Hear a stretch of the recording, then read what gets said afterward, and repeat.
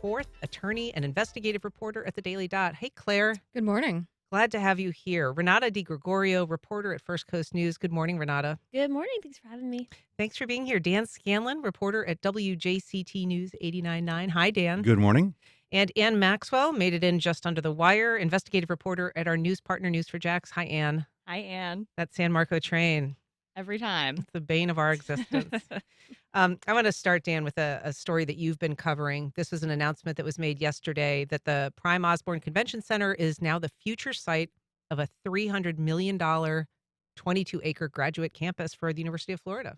Yes, we all attended, Ann and I attended the mayor's scrum yesterday to talk about this. She's genuinely excited, and this really does sound like it could be a major league boost for the La Villa area. You're going to put in what is now an empty parking lot behind the convention center. Some of these buildings, as they get built over the next 10 years or so, the land actually between that parking lot and the railroad is going to be used, some land across the street. It all is going to be part of a transportation hub eventually where you might actually return Amtrak service to the actual train, classic 1919 train station there, which would then put you right next to the JTA transportation hub, which is a logical idea.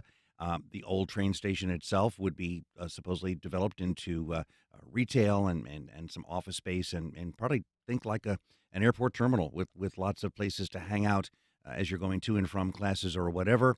And the mayor also likened it to, here we have all the development on our end here, the WJCT end, with the Four Seasons, the office building, and the parks that are going on at this end of Bay Street. And now the other end of Bay Street is getting basically all of this development, along with the Emerald Trail and its closeness to I-95. She was genuinely excited. 18-minute long news conference, no lack of conversation among journalists and her about this thing. And again, I was at the 2023 February announcement of this with then Mayor Curry and Of the UF campus. of the UF campus, and now we've got the $50 million from the city council.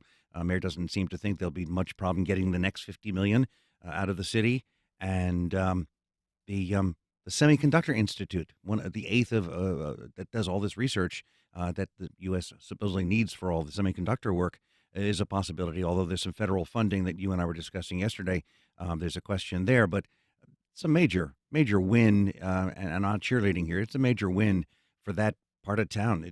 It's going to get the boost that the historians and the residents and all the others need. Yeah, and that semiconductor facility was news to me, and maybe that's already been out there before yesterday, but that is a really interesting development. I mean, there is so much emphasis now on improving tech production, chips that are essential in so much electronic work these days, making that, more of a U.S. product, and this would be part of that effort. Right, and it was news to me too. And the mayor was saying yesterday that this is going to be $100 million economic impact just from that Semiconductor Institute, which my understanding is that's going to be kind of a separate thing from the rest of the campus, or is it going to be I don't know, but full on? obviously when you have graduate students who are learning fintech and all the rest of it, there's going to have to be some crossbreeding there. Right, and so the mayor's really excited about that. And they also, UF talked about how this could be used for the defense industry yesterday. Jacksonville is a military town. That was the first I had heard about the defense industry intersecting with this campus. Interesting. Right. And, you think about President-elect Trump has promised tariffs on China. My understanding is they're a big semiconductor producer. So seems like the timing's really right for Jacksonville to capitalize on that potentially. That military part we don't realize, but our Navy bases here have private contractors working in them, like Sikorsky, et cetera, where their people are working with the Navy on the aircraft and the helicopters and the stuff. So it would be a good marriage in La Villa, and then would connect with Mayport, connect with St. Mary's at the sub base, et cetera. Yeah. Claire, this could be, really transformational for La Villa if it's built out as planned. But it is no small cost. I mean, as Dan mentioned, there's, the city's already committed $50 million. It's going to need to pony up another $50 million. The state has provided, I think, like $250 million, and it's done some fundraising from Shad Khan and CSX. So, I mean, there's a lot of players involved in trying to bring this to fruition. Yeah, I mean, this is part of the overarching goal of revitalizing downtown itself, right? I mean, for how many years? I've lived in Jacksonville almost 20 years, and we've been talking about revitalizing downtown the entire time. Having what Dan told me before the show is going to be 10 to 20,000 graduate students who are going to be going to school every single day in that area.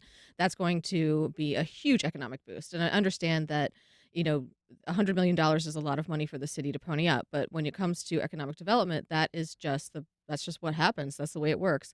Love it or hate it, it's just reality. And the fact of having that many people going downtown and spending money at the restaurants, spending money at what retail there is, I think that is going to outweigh any concerns that people have that this may not be a good investment for the city, because any city that wants to grow like Jacksonville does and to be a really, an international city, you know, you have to have a strong downtown, and which is something that we have lacked as long as I've lived here and far beyond that. Yeah, and having the University of Florida. I mean, obviously they have a presence already with their medical school at UF Health, at UF Health, Shands as we used to call it. So they have a presence, but having this additional facility, I think, really does boost the city's reputation and its position as a place that young people might have a destination, to go and to work even after they get their education. Yeah, I mean, everybody knows UF. And especially with young people, it's going to be graduate students. So it's not going to be, like the young 18-year-old college students. These are going to be people who are like more set up. They're ready to kind of stay in one place maybe. And if Jacksonville could be that place where people come and then they decide to stay and have families, I think the mayor mentioned that yesterday too, that this could be a place where if people get jobs here, then we're going to have the brain gain. And I always hear the brain drain because I'm from West Virginia and we deal with that a lot. So the brain gain, this was a new word. It was kind of exciting to hear. That could be really neat for Jacksonville. I didn't know we had that West I know Virginia two West connection here. Virginians on Yay! on the same panel, and also I came here for law school at the now closed Florida Coastal School of Law, and it's the same kind of concept where you come here, you're a little bit older, you're ready to sort of settle down, and 20 years later, here I am still. Here you are. Mhm. Dan, you and I are both old enough to remember when the Prime Osborne was itself the new development that was going to transform 1983, yeah. this Yeah. area of downtown. And it's probably worth at least mentioning. I mean, that was a largely failed concept. I mean, that was going to have a hotel. It was going to draw in people to conventions from all around. Um, it mostly has been underutilized. It has been plagued by structural problems, It leaks. leaks. Yeah.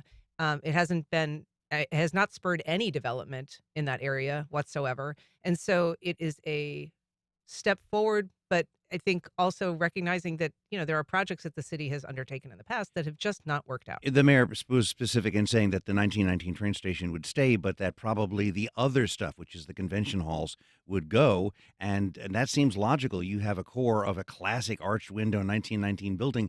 That's going to be a centerpiece for the It's a front of this. beautiful building, right? But A I part can of tell it. you're right. That parking lot extends to infinity, and I've never seen it except maybe once or twice ever go past where the old steam train used to be, the back half toward I-95. And let's not forget, if the automated vehicles, the JTAs, Bay Street Innovation Corridor, gets going, you will have a link to get on an autonomous vehicle and zip your way to the elbow, zip your way to the stadium and back. And suddenly there'll be people who will need to get from one side of downtown to the other. Is part of this plan relocating a convention center, or are we just Yeah, kind of giving up the mayor concept? stated that there's something in the city plan. It's actually elsewhere. I found documents where the current jail is. It would be the new location of that. But again, you're still talking how many millions of dollars to get rid of and relocate the law enforcement and I think put that that's a something there. 1B, as I've heard. I Yeah, mean, that's that's $1 billion that's going to take project to that's move the going to take a jail. while to get there, but that's logical. And again, just one more thing along Bay Street that makes the revival quite exciting. That you literally have from La Villa to the stadium stuff to do. If you're just joining us, we are talking to our panel of all-star journalists this morning about the topics of the week. You can join our conversation on air by calling 904-549-2937. You can also email First Coast Connect at wjct.org or reach out on social media. We have a call from our friend Stanley on the north side. Good morning, Stanley. Go ahead. Good morning to everybody. First of all, when it comes to downtown development, you have most of the people are over 60 years old making the decision for the future. Give me a break. When it comes to developing the North Bank of Jacksonville, for 55 years, none of those problems, the unmet promises, has not been delivered. Numerous administrations here have not changed anything when it comes to that community, North Urban Core. But you keep wanting to spend money, taxpayer money, and nothing changed. Thank you. Thank He's right. During the Godbold administration, there was a huge project that was going to go in the shipyards where we've got the Orlick right now, uh, and it failed. One of the reasons it failed is because JTA would not extend the Skyway Express to the stadium, and they wanted that subway system, so to speak, to get people back and forth. So yeah, and Well, I mean, that that project also consumed like $36 million of city money under, I think it was the Delaney administration, and nothing was ever built. Um, so, I mean, we do have a little bit of a reputation for hmm, sunk costs in this city that yield very little. But I want to move on to another topic that is of great importance to people who live, particularly in Murray Hill and on the west side of Jacksonville. Renata, this is a story that you have covered like a dog with a bone. It is a really important story. So first of all, just remind us what these neighbors in Murray Hill and on the west side of Jacksonville say is happening. Okay, so sometimes if you're in Murray Hill, you'll smell a kind of gross smell. I've smelled it before, so I feel like I can say that. But just speaking with people, they describe it as chemical-like. People say it's vile. It keeps them inside their houses because they go outside, and people have reported getting headaches and feeling sick from it and stuff like that. So it's become a really big nuisance. And I started reporting on this back in 2020. I was trying to look at when I was like, oh, that was about like 5 years ago. But so it's been going on. And the crazy thing now is back talking with people before. I mean, I was wearing a mask. We were doing the 6 feet apart interviews, and they were describing this exact same thing. And now here we are. All of these things have happened since then, but we're basically in the exact same place where I was doing a couple interviews with people last week and this week where they're like, yeah, there's this terrible chemical odor. I have to stay inside. I walk outside and it feels Same. terrible. Yeah, they'll take their dog on a walk and everyone's talking about it. It's the exact same story. So remind us, I mean, you say that nothing has changed. There have been attempts to address Yeah. this in a variety of ways in court and at the city level and at the regulatory level. So catch us up to speed on what has been attempted. Yeah, so a lot has been done, but I mean, we're kind of at the same place as where we were 5 years ago. But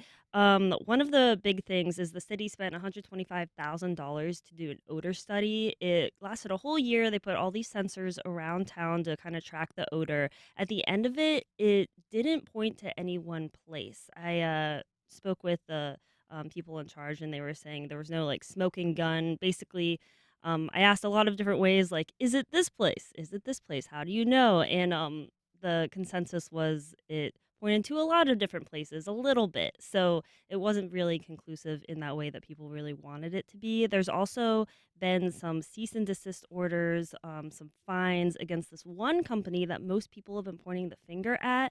But so far, that company has been denying any wrongdoing, and there's not really anything conclusive pointing to them. There's a lawsuit that they're dealing with too, but still nothing really changed. And we should say this is on Lane Avenue, this suspected source, a lot of Mhm. people believe is the source. It is a fragrance factory. They have denied that they are the source of the odor.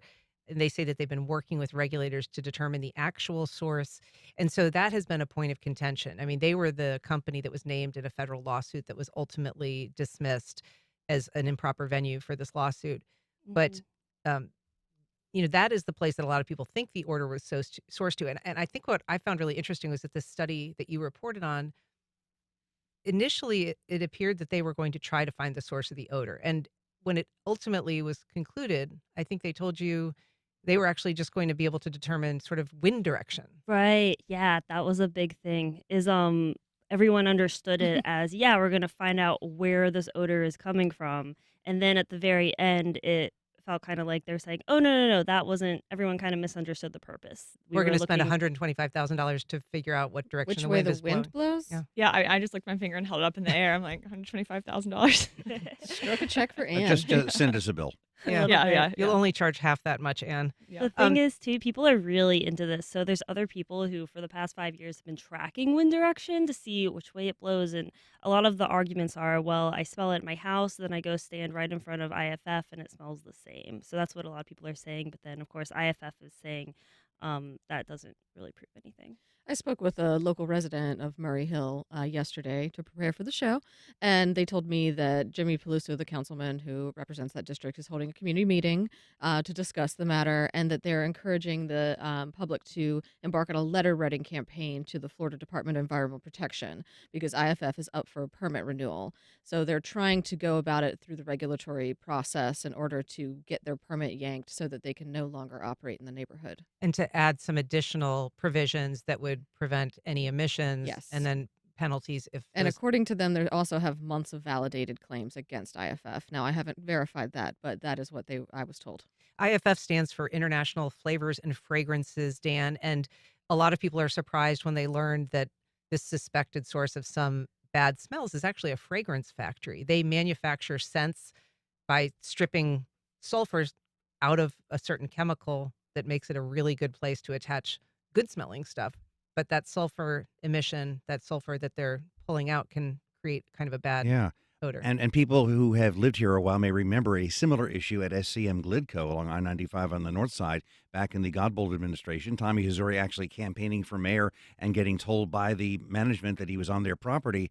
I've actually been inside that place. They were using pine oil, pineal. It's like a turpentine kind of. Turpentine. So the smell was could alternatively be Chanel number 5, which was one of their customers, or peppermint toothpaste to this intense pine smell. And this is kind of the Norwood exit, is that right? When you're on Yeah, I-95 yeah. that you're passing. Now that's still there. So what has happened to that? I mean, Well, they're still manufacturing. I don't smell anything, and obviously it's been 20, 30 years since the smell of money that Channel 4 did the great documentary on back then. I'm sure there's better technical odor eaters that are being put in place that the stuff doesn't get out of a building. And I'll tell you, even at SEM Glidco when I was inside, I didn't smell much. The actual scentologist, this highly paid French guy, would actually let me smell some of the stuff they did, and it was glorious what you could get out of pine oil. I want to take a call from Eric in Arlington. Good morning, Eric. Go ahead. Hey, where is this plant on Lane Avenue that you guys are? Does anyone know? Is it a Lane and Highway or Lane and Normandy, or where is it exactly? I'm going to just quick Google it. I mean, I've been to it before, but I don't have a direct reference point. So let me see. It looks like, It's back there a little bit, kind of by West 12th Street. yeah, I don't know. I'm trying to figure it out on a map right now, but I'm on the wrong one. And I West do. 5th Street. Yeah. What's what?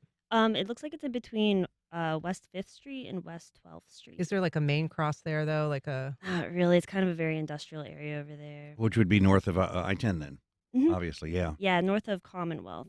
Okay. So that's the location, Eric. Is it something that you've experienced personally? Yeah, well, the reason I say that is because there's a Collamer plant that right in my neighborhood that's just almost adjacent to Murray Hill. It's right on the other side of I-10.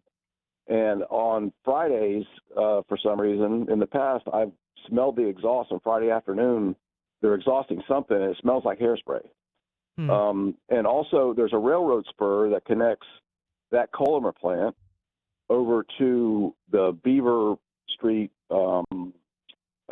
railroad line. And so I just wonder if stuff's being transported. So they bring in stuff in these big train cars and move them around back there. And I'm just wondering if they were moving them back and forth between the Collamer plant and this other place that you guys are describing. But Yeah, I don't know if that helps at all. it's a good question, Eric. I mean, obviously, and there is a big industrial footprint in Jacksonville in various neighborhoods. And I think that's part of the reason that it is so hard to really determine for these, regulators and the city officials the source of this. Right. I mean, that could be a good defense potentially for this company that's being accused of emitting the smells. I mean, it's hard to quantify. It's in the air.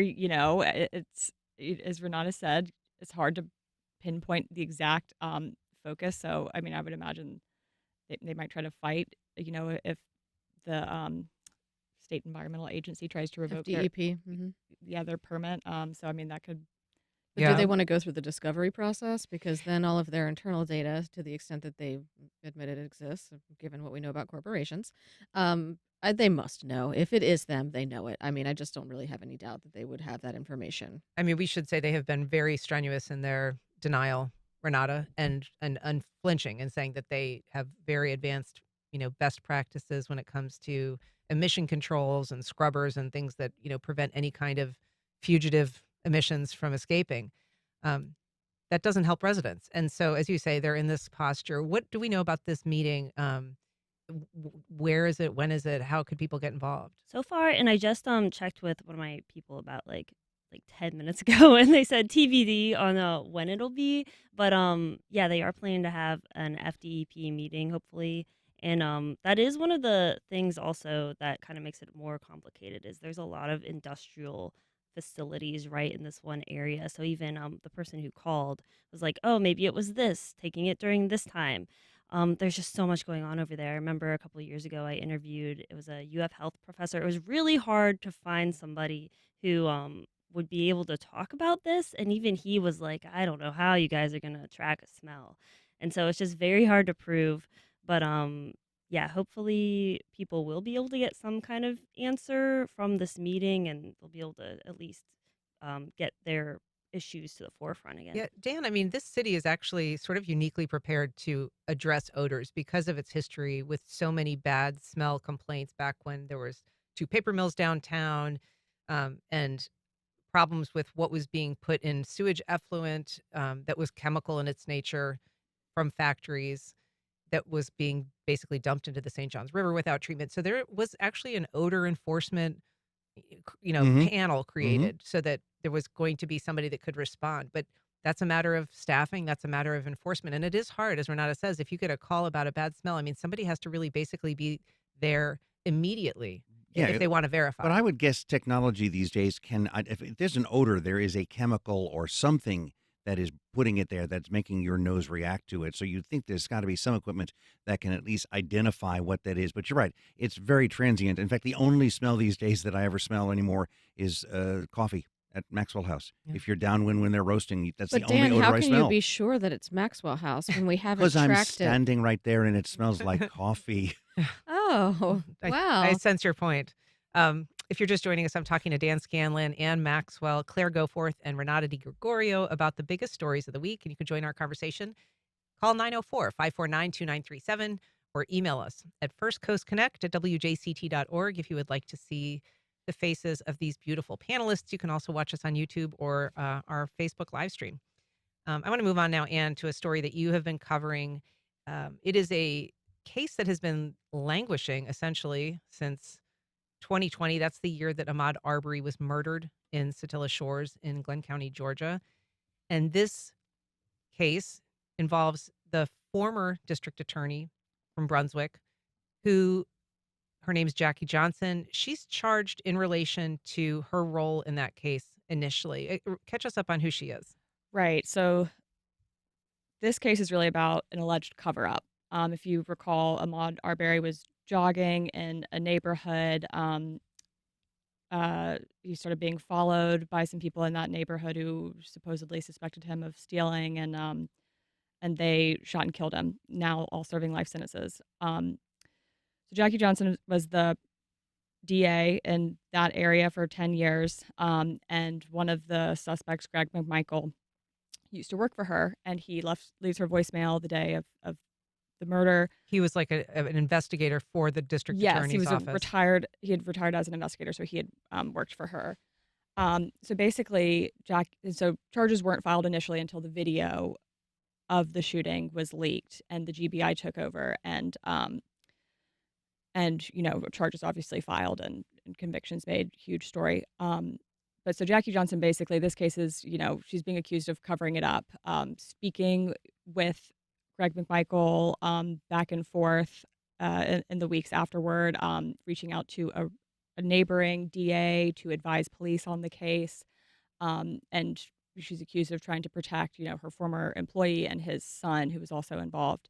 Um, so this has been taking so long because the AP is reporting Jackie Johnson's, and she's no longer the DA there. I will say she was voted out after the shooting happened, and I believe before she was indicted in September of 2021. But the case has been taking so long because, as we mentioned already, the murderers have already been convicted, brought to trial, in prison now, because her defense attorney has been tied up in this sprawling case in Atlanta. And so that was recently resolved, is my understanding, and that's why this is now picking up. And so her case goes to trial in January, and she's charged with um, a a felony, I believe, is violating oath of office, and the misdemeanor is interfering with the police investigation. And Claire, this other case that this defense attorney was involved in was this massive rap involved case Yes. in outside Young Atlanta. Thug, I believe, is Young the Thug, rapper's yep. name. It was a racketeering case, and he recently pled guilty, is my understanding. Jackie Johnson is arguing now that the Attorney General's office cannot prosecute her fairly because of their involvement in the original prosecution and in the case as it was investigated, which the prosecuting attorney, the Attorney General's office, is saying that that is just a delay tactic to sort of put her case into a legal limbo for, in perpetuity. But then her attorney counters that, well, the governor could appoint a special prosecutor for the case. But given that it's drug out for 3 years, and, she's still, that's a long time for somebody to just be walking free who is up, who is facing a felony, which has a penalty of 1 to 5 years, I believe. I looked it up this morning. And to, at the last minute, this is like try to delay further. I mean, Yeah. there's really no argument that it's a delay tactic. I mean, I feel like I'm somewhat So, mystified by Georgia court proceedings anyway. They're not quite as transparent as they are here in Florida. It is sometimes really hard to get information on a case. Well, I'll mention our photographer at News4Jax and a photographer at Action News tried to go up and bring our recording equipment into the courtroom for this hearing with Jackie Johnson the other day, and they wouldn't let us in because it turned out the judge hadn't signed the order that was needed Yeah. to allow that in, and I reached out for comment on why they wouldn't allow that, and I never heard back. That's one of those things, like, you have to file this Rule 22 in order to get permission to bring recording devices in, but often you have to do that days beforehand. The judge has to sign it. Yeah. It's a paperwork And process, and if you're not to right give there. perspective is to stream it so people can watch it live. So, I mean, so there's a level of transparency that wasn't there, at least, for our audiences here in Jacksonville. Right. But it does seem, I mean, just an extraordinarily long time. This was actually her first court appearance. This is a case that stems from 2020. It just seems astonishing that this is just beginning to get rolling. And I guess it's the last hearing before the trial begins. That's my understanding. The judge didn't make any decisions on the motions on that both sides presented the other day. I think he said he was going to look to do that on Monday. Whether the AG's office should be disqualified, things like that. But as of right now, jury selection is set to begin January 21st, and both sides said they think the trial lasts maybe 2.5 weeks. It could be drawn out longer just because of the notoriety of the case, is what the judge said. And Renata, you spent weeks, if not months, in Brunswick when the original criminal trial was going on, and then subsequently for the federal hate crimes trial, which they were also convicted in. But this original charge against Jackie Johnson was essentially that she was using her influence to make sure that Greg McMichael's son, Travis, wasn't arrested. Is that kind of the original allegation of how she was intervening, allegedly? I believe that's what was said at the time. And it was interesting because the three men who killed Ahmaud Arbery were kind of the main focus, of course, of the trial. But the family kept bringing up, don't forget Jackie Johnson. They were saying, we're not going to forget about her, so we don't want the public to forget about her either. Now it's been so long. That was the first thing that I thought of when Jackie Johnson keeps coming up. It's kind of, oh yeah, why is it? It's been so many years now. So I also just kind of think of the family that's still sort of going through this. Yeah, and Yeah. probably will be attending these. Were they present when you were up there, Anne? I Because they were wasn't. very persistent about being present at all of the other proceedings related to the Arbery case. I'm not sure. I wasn't physically up there in Georgia. Our photographer was, so I'm not 100%.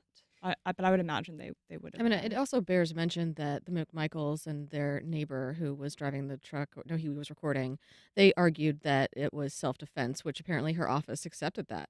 And then we've all seen the video. That is not self-defense. They chased that man down and shot him in the street. Um, I mean, I've seen the video. I would hope to never see it again. So the fact that that video existed and was ultimately leaked, I mean, they bought an argument, arguably, that really does not hold water. Dan, this prosecutor had been a lightning rod for a number of reasons. I mean, this was sort of the straw that broke the camel's back. And as Anne said, she was voted out of office after that murder, even though she was no longer involved in this case. But she was a name that, for a variety of reasons in a variety of cases, had been accused of mishandling. And so for a lot of people, this is the culmination of many, many years of complaints and concerns about Jackie Johnson. Well, as we're going to be discussing another case that she had some involvement in and caused a delay and actually caused the person who was not the murderer to be stuck in jail for quite a while until Well, let's talk about that case. I mean, that is another headline from this week out of Georgia. Basically, a new suspect has been charged in the 1985 Camden County murder of Harold and Thelma Swain. I will say on Jackie Johnson really quick, I want to point out that she has pleaded not guilty on all this and has denied wrongdoing. Yeah, This is very absolutely. And we should nuanced. say too, I mean, they've I'm said talking that about Ahmaud Arbery yeah, case here. that Yeah. that she had no idea what was going on at the Arbery case and that she was not, offering any counsel about trying to interfere with the case. I mean, she's been very Right. adamant about that, so that's Right. I worth just wanted to pointing point out. that out. In spite of having 16 phone calls with McMichaels, the father, who is now serving time for murder. Right, Right. right. Um, at any rate, she was also involved in this 1985 case. Now, that predates her, but there was a man who was convicted in this murder um, and served 20 years in prison before his conviction was overturned with the help of the Georgia Innocence Project. His name was Dennis Perry, and he was released for this murder, and now another person has been charged. It's a complicated story, Claire, and you're our go-to attorney, so help us find some. Um, what? Tell us what's the deal with this case? Where is it now? How can they really? How can they prosecute somebody if they built a case against somebody else who served 20 years? Doesn't that compromise their case? You know, this case is extremely complicated, and I literally have 3 pages of notes in front of me because of how complicated it is. In 1985, the Swains were murdered in their church in front of 8 witnesses. They brought in some men for questioning. Eric Spar, who is now charged with their murders. They decided at the time that his alibi held up. And then years later, in the year 2000, Dennis Perry was arrested for the murder, and in 2003 he was convicted. Although he had an alibi, they had found glasses at the scene that they believed belonged to the killer. He did not wear glasses, and the DNA evidence did not match. There was hairs on those glasses that did not match him. Some of this the prosecutors did not bring up at trial, and basically the argument is that they suppressed the evidence. In 2019, they had the DNA exonerated, linked in 2019. Sorry, it's so complicated. The DNA testing linked that evidence to Eric Spar, Man who's currently the man who charged. is currently charged. The match is like a 99.6% match, which is 1 in 250 people. In 2020, based on that evidence and some excellent reporting by the Atlanta Journal-Constitution, just excellent reporting. I was reading that story this morning. They filed a motion for a new trial for Perry, the man who was serving time for the murders. And then his conviction was overturned. And it bears mention that Jackie Johnson was the prosecutor who, as Dan said, she did everything she could to try to keep there from being a new trial, to keep him from being released from prison. And this was after the DNA linked the DNA linked to Eric Spar, who to a is now different person. charged, there is an who says he's innocent. there's an evidence photo from the period that shows a pair of broken glasses on the ground at that church where the deacon and his wife were killed. So it's right there to show you the glasses where the hair was found. And then apparently at some point after Perry was released from prison, the original. We should be clear. He's the original. The original suspect. They went to Spar's mother's house. She was just deceased, and GBI did a full forensic examination, which I guess they did find some more DNA evidence that linked mom to son. And now he's in. I guess he was blonde at the time because it was a blonde-haired man who came in. Again, Spar with glasses. Poor Dennis Perry, no glasses, but that was an obvious fact that was bypassed during that prosecution. I covered Johnson's release, and the family was ecstatic, but it took the Innocence Project to get him out, and lots of hard fighting. And now we're going to find some more of the slow Georgia jury system and trial system as he comes up with all sorts of excuses, I'm sure, that he wasn't there. But it's amazing. That church is still there, still the same sign out front, still that same little rural church a little west of I-95.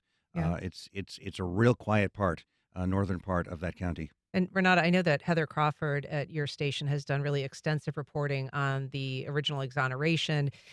It does seem like a really long time for a family to wait for justice and to be kind of put through this fake out, I guess, in terms of having believed that the case was resolved and that the person who perpetrated it was, Yeah. justly convicted. It's a lot. I don't even know how many of their living relatives would be Yeah, I mean, around. that's a generation, and they probably the thing is I reported on something And like they were this that pretty, was I mean, they were in their similar. 60s when they were murdered. So, Yeah, and so these people, if you think about it, they lived their whole lives thinking this one thing, that it turned out this way, and now to figure out that that's all just turned around is nuts. I spoke with someone, it was a different issue also in Georgia, but they had lived their whole lives thinking that their grandparents had been brutally murdered and then found out it may have just been an accident. And so I just speaking with her about just what that does to your mind, and she said that they were just like living in fear, and then to find out the last 40 years was completely different. It was just totally crazy. yeah, everything that they thought was the case was not the Yeah. case. I'm going to take a call from Mark on the West Side. Good morning, Mark. Go ahead. You guys aren't talking about this, but I just happened to notice yesterday in the Jacksonville Daily Record that they were talking about the construction of the converting of the Skyway Express to God knows what. Well, they said apparently on December 11th, the JTA board approved a contract that will determine whether the approach to making the elevated track go into surface streets with those autonomous vehicles, whether that would be preferable or whether that portion of the project should be built at all. I'm confused. I thought that had been done and decided a couple of years ago. I mean, they had these dog and pony shows where they had the autonomous vehicles and you could go inside and sit down on them and all these things. And now finding out that that's still up in the air, I'm kind of confused what's going on over there. Yeah, so this is the Ultimate Urban Circulator Project, also known as the U2C, and it's run by the JTA. It's supposed to convert the Skyway into this elevated track for an autonomous shuttle, Dan, and it would connect to surface streets. But what he's referring to is a decision just this week that the board is now going to look, actually, I guess put out to bid a contract to determine whether that's actually a good idea or Well, not. these people pods that you're seeing are not what is going to initially be used. They're going to be converted Ford electric vans. And so obviously you need a ramp that's going to be able to be accessible by a van. It's got to be somewhat shallow as a ramp. It's going to take a lot of space. And I'll credit David Barline from the Times Union, who passed this on to me yesterday as we were waiting for the mayor, that apparently they have to do a lot more work than just take the center concrete rail out of the Skyway Express. These vans are wide. They're going to have to do more work to make the elevated skyway You mean they might not fit? adaptable to using I these mean, the autonomous whole vehicles. concept for this was that it was going to be this kind of easy transition. We have this elevated system. We're going to get these automated vehicles that can operate on the system because the monorail itself is outdated. But I mean, to Mark, our caller's point, they're talking now about spending almost $7 million to determine whether or not the ramp system is actually feasible. That seems like an astonishing point to be at right now, to be trying to decide if that Do you is. remember how much landscape that now removed ramp from the Main Street Bridge took up and the angle that it necessarily took? You need to have a shallow ramp with a lot of ground space to access You mean like a gradual a ramp? gradual ramp to access what a second or third floor high, Skyway Express, and those have to be designed to handle two kinds of vehicles. Presumably, first these Ford vans, and then the smaller electric people pods that we see, these people movers. So I can understand that there's going to be some serious engineering here to be done. There has been a lot of question, Claire, about whether investing in the Skyway further for this U2C is smart. And it was an issue in the last mayoral campaign. I believe that, the candidate, Leanna Cumber, was basically saying this is a giant waste of money. I mean, the city voted to increase our taxes, basically to in part fund this. I believe it was the gas tax, wasn't it? That Yes. Yes. Mayor Curry pushed through, and a big chunk of that money is going to converting the Skyway to this new system. But it doesn't sound like it's even fully conceived. It doesn't. I mean, the Skyway is one of those things like a bad penny. It keeps turning up. I've ridden on it Many times I worked downtown for years. I would use it. I mean, You're the me only one and I know. the unhoused population really enjoy the free ride across the river, and it's very beautiful. But it barely goes anywhere. I mean, it. What is it? How long is that track? I think it's like 2 miles. 2 miles. I mean, how big is Jacksonville? 840 square miles or something like that. I spoke with someone years ago. I believe I was editor of Folio Weekly at the time, who actually had a plan where you could extend the Skyway, and it was really economical. It was about 10,000, if I'm recalling correctly. It was like $10,000 per 100 feet or something like that. And because the Skyway Sounds it does cheaper than a road. a lot cheaper, and maybe that was, that might be an underestimation, but I'm sorry, $7 million just to find out if it's feasible. I mean, how many people are riding it a year? We just have a couple minutes left, but I do want to touch on this pickleball issue in the state parks. There's a bill that's being introduced to the legislature that is going to potentially ban golf courses, large lodges, and pickleball courts, among other things. This was a huge dust up, Renata, over the last few months when it became clear that the state was looking at converting some state parks to things like golf courses. Yeah, there was a huge uproar over that, and I mean, it makes sense because Florida is known for its nature and everything, so people were really up in arms about it. So yeah, it should be interesting, I guess, to see what happens next. People really love pickleball. It was the first thing when I saw pickleball on there, but yeah, I think when it comes to if people choose between like their nature and their state parks and their pickleball courts, though, they most of them Yeah, really lean towards 320 Florida. room lodge at Anastasia State Park was part of that original Hmm. proposal, and that's a huge chunk I of remember that they kind of property. held a press conference about that, opposing this Yeah. development in front of the Embassy Suites, which itself is about that size. And it was hard Claire, to imagine something like that being shoehorned into the little state park. Yeah, I mean, light pollution, doesn't that really increase your enjoyment of the great outdoors? What about the turtles? The turtles, that would actually affect their Yeah. nesting season, Yeah. certainly. I mean, this is something that was like just incredibly unpopular I mean, this is among the not public. Yosemite where you have hundreds and hundreds of acres that you can put a lodge or two, and it becomes absorbed, I guess, in the mountains. I mean, how much of Florida's been eaten up by development at this point anyway? Do we want to continue that trend, or we do want to preserve the last remaining spots of wildlife that we have? I'm sure it's a bill that we're going to continue to watch. Claire Goforth, Renata DiGregorio, Dan Scanlon, thanks for being here. Thank you. Thank you, Anne. And Thank you. Maxwell, I just want to say a farewell. Next week is your last week at News for Jax, and we are going to greatly miss your reporting. You're an incredibly talented journalist, Mhm. and the city's lost, but best of luck to you. Oh, thank you so much. I'll be hanging around, so don't All be a stranger. All right.